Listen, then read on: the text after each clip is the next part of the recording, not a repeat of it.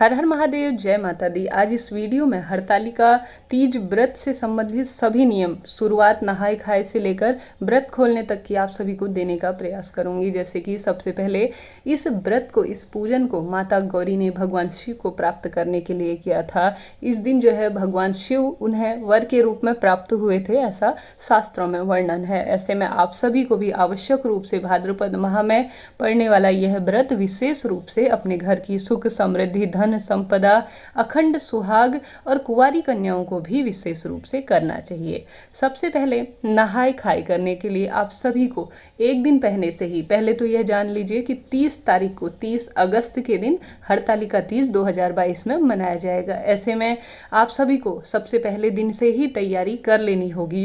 पहले ही दिन पूर्ण रूप से स्वच्छ हो जाना होगा। कहने का अर्थ है कहीं कहीं पर जो है हरतालिका तीज जिस दिन होती है उस दिन बाल नहीं धोए जाते। आप अपने क्षेत्र के अनुसार इस चीज का चुनाव कर लीजिए। एक दिन पहले ही अपने बालों को धो लीजिए।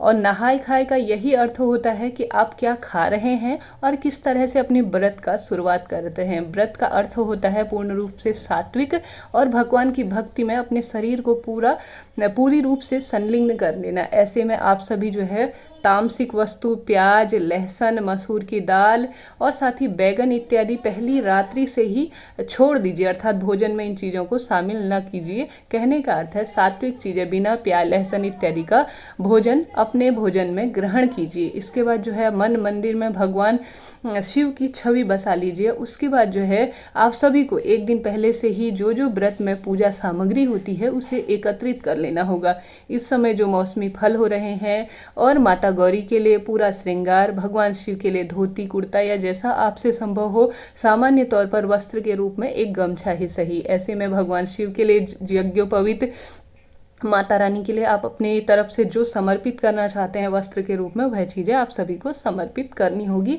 एक दिन पहले ही यह चीज़ें लानी होंगी। संभव हो तो आप भी नए वस्त्रों का चुनाव कर लीजिए, नहीं तो आप साफ स्वच्छ अर्थात धुले हुए वस्त्रों का चुनाव कर लीजिए। गंगा जल मिश्रित जल से आपको स्नान कर लेना होगा। और दूसरे, जब आपका व्रत हो, उस दिन की बात कर रही हूँ, पूरे घर में गंगा जल का छिड़काव कर लेना होगा, क्योंकि आप व्रत में हैं। 2 दिन का यह व्रत होगा। बहुत कठिन व्रतों में इसे जाना जाता है। ऐसे में आपको जो है संभव हो तो माता रानी की प्रतिमा, जो कि बालू की, ऐसी मान्यता है कि माता गौरी ने रोज भगवान शिव का पूजन किया था बालू अर्थात मिट्टी की प्रतिमा बनाकर। आपसे संभव हो तो आप बना सकते हैं, नहीं तो बाजार से खरीदी हुई जो प्रतिमा होती है, मूर्ति होती है, उस पर भी पूजन किया जा सकता है। इसके बाद आप सभी को छोटा सा पंडाल सजा लेना होगा भगवान शिव का और माता गौरी का। वहां पर भगवान शिव को जैसे कि पीला रंग या हरे रंग के वस्त्रों का आप भी चुनाव कर लीजिए। लाल, पीले या हरे 3 रंग बहुत शुभ माने जाते हैं पूजा में। ऐसे में कुंवारी कन्याएं भी यही चीज करें और सुहागिन महिलाएं भी इस तरह से करें। एक पाटा बिछा लीजिए, उस पर गौरी गणेश जी महाराज की छोटी सी प्रतिमा और भगवान शिव और माता रानी की छोटी सी प्रतिमा स्थापित कर लीजिए। विधि विधान से भगवान शिव का सबसे पहले गौरी गणेश का अर्थात गणपति महाराज की छोटी सी पूजा कीजिए, फिर भगवान शिव की, इसके बाद माता पार्वती की। और अपने व्रत का संकल्प लेते हुए कहिए कि हे प्रभु, हे गौरा मैया, हे भगवान शिव, मैं अपने अखंड सुभाग और सौभाग्य के लिए इस व्रत को आरंभ करने जा रही हूँ। आप मेरे व्रत को सफल बनाइए। और साथ ही पहली बार इस व्रत को करने जा रहे हैं तो इस बात का ध्यान रखिए, यह व्रत हमेशा शुरू कर लिया जाता है तो कभी भी छोड़ा नहीं जाता। भले ही पीरियड हो या कुछ भी हो, इस व्रत को नहीं छोड़ा जाता। भले ही आप जो है व्रत करना पड़ेगा, परंतु पूजा इत्यादि आपके नाम की अन्य लोग कर लेंगे। ऐसे में इस व्रत को छोड़ा नहीं जाता, इस बात का ध्यान रख लीजिए। जैसे कि हर एक व्रत में पूर्ण रूप से सुसज्जित हुआ जाता है। सिंदूर, मांग टीका, बिछिया, महावर, जो आपसे संभव हो 16 श्रृंगार करने का इस दिन कोशिश कीजिए। इसके बाद सुबह के समय विधि विधान से पूजन कीजिए भगवान शिव माता गौरी की। कई लोग प्रदोष काल में करते हैं, परंतु दिन की शुरुआत सबसे पहले पूजा से करनी चाहिए। उसमें आज का दिन भगवान शिव को समर्पित है, माता गौरी को, तो आवश्यक रूप से सबसे पहले सुबह पूजा कर लेनी होगी। संभव हो तो अखंड ज्योत प्रज्वलित कर लीजिए, नहीं तो सामान्य तौर पर सुबह पूजन के लिए एक दीपक प्रज्वलित करके विधि विधान से पूजन कीजिए। और साथ ही भगवान सूर्य को जल चढ़ाते हुए अपने व्रत का संकल्प लीजिए। आपके यहाँ जैसा रिवाज है, चलन है, कुछ भगवान को भोग लगाइए या मीठे फलों का या जो भी वस्तु है उन्हें समर्पित कीजिए। पूरे दिन श्री शिवाय नमस्तुभ्यम, ओम नमः शिवाय का जाप करते हुए अपना दिन निकालिए। प्रदोष काल में वापस पूजन करना होगा।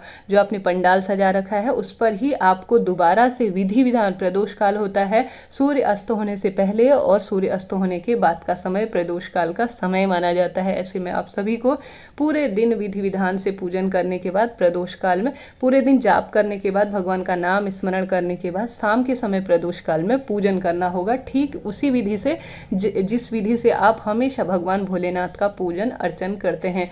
माता गौरी को श्रृंगार की सामग्री समर्पित कीजिए। यज्ञोपवीत अर्थात जनेऊ, भगवान के लिए जो वस्त्र लाए हैं वह आंख, धतूरा, बिल्व पत्र, जो आपसे संभव हो गणेश जी महाराज के लिए दुर्वा इत्यादि समर्पित करते हुए आपको जो है भगवान के आगे इस तरह से इस व्रत को करना होगा। कई लोग सरगी ले लेते हैं, जैसे कई लोग त्रयोदशी आरंभ होने से पहले से ही जो है कुछ नहीं खाते, अर्थात त्रयोदशी आरंभ शुरू होने के बाद से कुछ नहीं खाते। ऐसे में आप सभी को पहली रात्रि की सुबह 2 बजे से लेकर 5 बजे तक कुछ ना कुछ खा लेना चाहिए, जिसमें चाय, पानी, दूध, दही या फल इत्यादि जो भी हो। परंतु कई क्षेत्रों में जो है रात को भोजन करने के बाद दूसरे दिन तक कुछ नहीं खाया जाता, इस बात का भी ध्यान रखना होगा। अलग अलग क्षेत्रों के हिसाब से अलग अलग मान्यता है। ऐसे में आपने प्रदोष काल में पूजा कर ली और शाम के समय पूरी रात्रि वहीं पर भगवान के नाम के साथ जागरण किया जाता है।